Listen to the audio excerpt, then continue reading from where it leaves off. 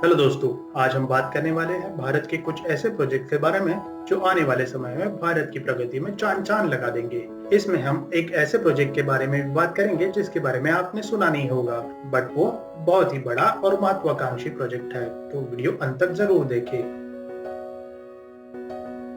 पहला प्रोजेक्ट है भारतमाला परियोजना। इस प्रोजेक्ट के तहत 83,000 किलोमीटर से भी ज्यादा के रोड कंस्ट्रक्शन का निर्धार भारत सरकार ने किया है, जिसके लिए वह 5,35,000 करोड़ की राशि खर्च करने वाली है। इस परियोजना का फायदा सारे राज्यों को होगा, जिसके तहत 550 डिस्ट्रिक्ट हेडक्वार्टर्स को जोड़ा जाएगा। इस प्रोजेक्ट में मिनिमम 4 लेन हाईवे बनाए जाएंगे, जिसका उद्देश्य कॉरिडोर्स की संख्या 50 तक ले जाना होगा, जो अभी सिर्फ 6 है और 80% फ्रेट ट्रैफिक को हैंडल करता है। उसके अलावा यहाँ 24 लॉजिस्टिक पार्क, 66 इंटर कॉरिडोर्स और 7 north east multi modal water ports का निर्माण किया जाएगा। चार धाम परियोजना के तहत भारत सरकार का उद्देश्य है कि उत्तराखंड में आने वाले चार धाम यात्रा के तीर्थयात्रियों के लिए अच्छे क्वालिटी वाले नेशनल हाईवे की सुविधा उपलब्ध कराई जाए।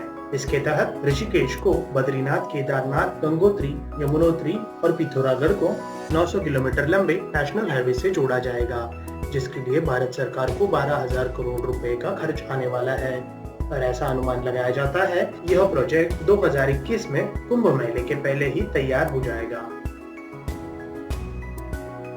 दिल्ली मुंबई इंडस्ट्रियल कॉरिडोर एक प्लान इंडस्ट्रियल डेवलपमेंट प्रोजेक्ट है जो इंडिया के कैपिटल दिल्ली को इंडिया के फाइनेंशियल कैपिटल मुंबई से जोड़ने का काम करेगा। इस प्रोजेक्ट की कुल लंबाई 1500 किलोमीटर की होने वाली है और इस प्रोजेक्ट के निर्माण में भारत सरकार जापान की गवर्नमेंट की मदद ले रही है। यह दुनिया के सबसे बड़े इंफ्रास्ट्रक्चर प्रोजेक्ट्स में से एक प्रोजेक्ट है। इसकी कुल लागत लगभग $90 बिलियन की होने वाली है और इस प्रोजेक्ट के तहत हाईटेक इंडस्ट्रियल जोन्स जो 6 राज्यों में फैले होंगे, उसके अलावा 24 industrial regions, 5 smart cities, 2 international airport, 5 power project, 2 mass rapid transit system, 2 logistical hub, 8 investment region सिर्फ पहले ही फेज में बनाए जाएंगे। इसका कुल निर्माण 3 फेजेस में किया जाएगा और इसका तीसरा फेज लगभग 2037 तक कंप्लीट किया जाएगा। चेन्नई बेंगलोर इंडस्ट्रियल कॉरिडोर भारत सरकार का एक नया मेगा इंफ्रास्ट्रक्चर प्रोजेक्ट है जो साउथ इंडिया और ईस्ट एशिया में इकोनॉमिक एक्टिविटी को बूस्ट करने में बहुत हद तक मदद करेगा। इस कॉरिडोर को दिल्ली मुंबई इंडस्ट्रियल कॉरिडोर के साथ ही बनाया जाएगा और केरल सरकार के रिक्वेस्ट के बाद अभी इसे कोची शहर तक एक्सटेंड करने का प्लान बनाया गया है। ढोलेरा एक स्पेशल इन्वेस्टमेंट रीजन है जो अहमदाबाद से 100 किलोमीटर और गांधीनगर से 130 किलोमीटर की दूरी पर सौराष्ट्र में बसाया जा रहा है। इसका कुल एरिया 920 स्क्वायर किलोमीटर का होने वाला है, जिसकी सीमा गल्फ ऑफ खंबाट से लगी हुई होगी। यह दिल्ली मुंबई इंडस्ट्रियल कॉरिडोर का सबसे पहला इन्वेस्टमेंट रीजन होगा। इसके निर्माण में कुल 38,000 करोड़ रुपीस का खर्चा आने वाला है, जिसे बनने में 30 साल का समय लगेगा। भारत में फ्रेट मूवमेंट की स्थिति कैसी है ये आप सभी को पता ही होगा। इसी को अभी बूस्ट करने के लिए भारत सरकार ने डेडिकेटेड फ्रेट कॉरिडोर पे काम करना शुरू कर दिया है। इसका निर्माण 2 सेक्शंस में किया जा रहा है, एक है ईस्टर्न और दूसरा है वेस्टर्न। दोनों सेक्शंस को ग्रेटर नोएडा के दादरी में एक दूसरे से जोड़ा जाएगा। ईस्टर्न सेक्शन वेस्ट बंगाल से शुरू होकर पंजाब के लुधियाना तक जाएगा और वेस्टर्न सेक्शन ग्रेटर नोएडा के दादरी से शुरू होकर महाराष्ट्र के जवाहरलाल नेहरू पोर्ट ट्रस्ट तक जाएगा। इस कॉरिडोर में पैरेलल ट्रैक्स लगाए जाएंगे, जिस पर डबल डेकर कंटेनर्स की भी आवाजाही की जा सकेगी। इससे फ्रेट कॉरिडोर की मूवमेंट की क्षमता और तेजी दोनों में भी इजाफा होगा। गंगा एक्सप्रेसवे उत्तर प्रदेश की सरकार का एक बहुत ही महत्वाकांक्षी प्रोजेक्ट है, जिसको कुल 2 फेजेस में डेवलप किया जाएगा। पहला फेज मेरठ से शुरू होकर प्रयागराज तक जाएगा, जिसकी कुल लंबाई 596 किलोमीटर की होगी और दूसरे फेज में 2 सेक्शंस डेवलप किए जाएंगे।